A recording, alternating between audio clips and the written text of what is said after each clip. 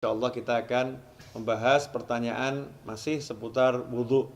Ini ada pertanyaan dari teman-teman tentang bagaimana hukumnya wudhu di kamar mandi atau wudhu di toilet. Karena tidak semua orang punya ruangan khusus untuk wudhu.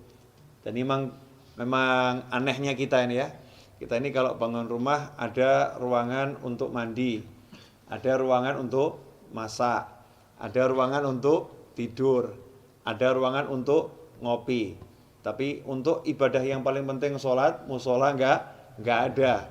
Kemudian fasilitas untuk sholat, wudhu juga tidak disediakan khusus. Ini kita kelemahannya.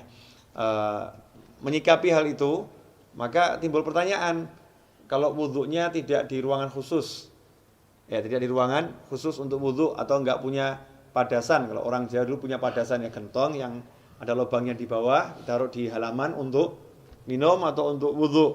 Kalau nggak punya seperti itu, adanya kamar mandi, adanya toilet, atau ketika di mall atau di pasar, wudhunya tidak di tempat khusus wudhu, tidak di luar ruangan, tapi di dalam toilet, di dalam kamar mandi, atau di dalam WC kalau bahasa umumnya ya. Kira-kira seperti apa? Sah tidak wudhunya? Kalau ditanya wudhunya sah atau tidak, maka wudhunya sah kalau memang syarat-syarat sahnya wudhu dipenuhi, kemudian hal-hal yang membatalkan wudhu tidak dilakukan, wudhunya sah-sah saja. Tetapi timbul masalah, orang wudhu itu ada sunnah-sunnah dan ada adab. Di antara sunnah-sunnahnya adalah membaca Bismillahirrahmanirrahim di awal wudhu seperti yang sudah dijelaskan. Kemudian nanti ada doa setelah wudhu. Dan ada adab-adab yang diajarkan oleh para ulama. Ada ulama-ulama yang menyusun doa-doa ketika basuh wajah, doa ketika berkumur, doa ketika membasuh tangan, doa ketika membasuh kaki, seperti yang dijelaskan oleh Imam Ghazali dalam kitabnya Bidayatul Hidayah. Jadi memang doa-doa itu tidak diajarkan Rasulullah SAW, tapi orang diajarkan untuk berdoa kapanpun ya. Apalagi kalau doa ini dari para ulama. Lantas bagaimana kita mau membaca doa di dalam kamar mandi?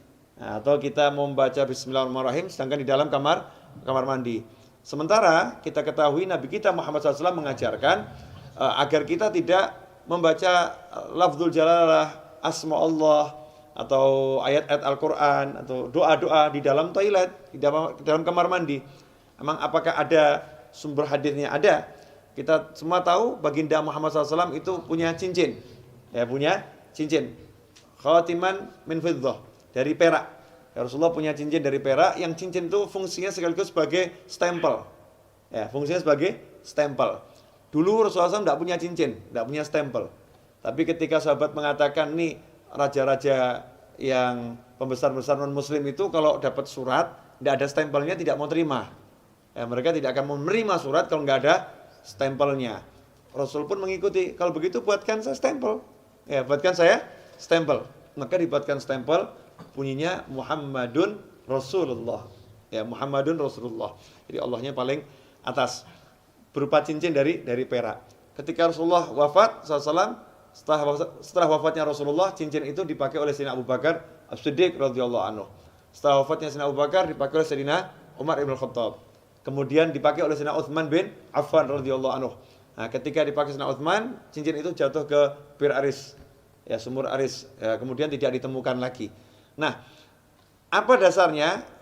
Ketika Rasulullah masuk ke khala, ke tempat buang hajat, Rasulullah selalu melepas cincinnya. Jadi ketika masuk ke tempat buang hajat, Rasulullah SAW selalu melepas cincinnya. Karena di cincinnya itu ada tulisan Muhammadun Rasulullah. Kalau membawa tulisan aja tidak dianjurkan, apalagi mengucapkannya. Ya, membawanya aja tidak dianjurkan, apalagi mengucapkannya. Berdasarkan hadis tersebut, yang diriwayatkan oleh Imam Al-Hakim, ya, dalam kitabnya Al-Mustadrak Al-Sahihain. Di situ beliau menyatakan, anna Rasulullah labisa khatiman naksuhu Muhammadur Rasulullah fakana idza dakhala al-khala wada'ahu. Kata Al-Hakim dalam kitab Al-Mustadrak, Az-Zuhri menyebutkan bahwasanya Rasulullah SAW punya cincin yang tulisannya adalah Muhammadun Rasulullah. Idza dakhala al-khala wada'ahu. Kalau masuk ke khala, ke toilet, Rasulullah SAW selalu melepaskan cincinnya tersebut. Hadits ini sahih menurut syarat Imam Bukhari dan Muslim, tapi tidak dicantumkan dalam kitab hadis Bukhari maupun Muslim. Maka ditulis oleh Al-Hakim dalam kitabnya Al-Mustadrak yang disusulkan, ya hadis-hadis yang diusulkan. Sebetulnya menurut Bukhari dan Muslim sahih, tetapi belum atau tidak dicantumkan dalam kitab Bukhari maupun kitab Muslim. Nah, hadis ini menunjukkan memang kalau masuk kamar mandi jangan bawa tulisan yang mengandung nama Allah atau nama Rasulullah Shallallahu Alaihi Wasallam. Dari sini ulama kemudian mengambil kesimpulan kalau membawa tulisan nggak boleh, apalagi membacanya. Bukan haram ya, tidak boleh dalam arti tidak beradab atau kurang sopan. Karena itu seyukyanya jangan berwudu di toilet, seyukyanya. Cari tempat wudu yang memang betul-betul untuk wudu. Kalau tidak adanya toilet, barulah silahkan wudu di toilet atau di kamar mandi atau di WC.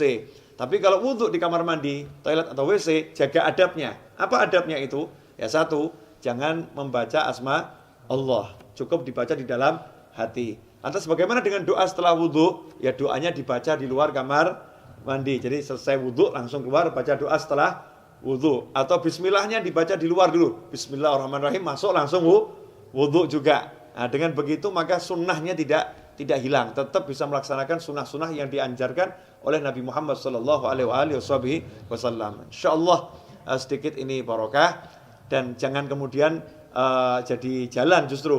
Oh berarti wudu di toilet gak apa-apa. Oke deh, kita wudunya di toilet aja ya. Jangan seperti itu. Usahakan wudu di luar toilet agar bisa melaksanakan banyak sunnah. Kalau memang terpaksa baru berwudu di toilet. Wal afu minkum. Wassalamualaikum warahmatullahi wabarakatuh.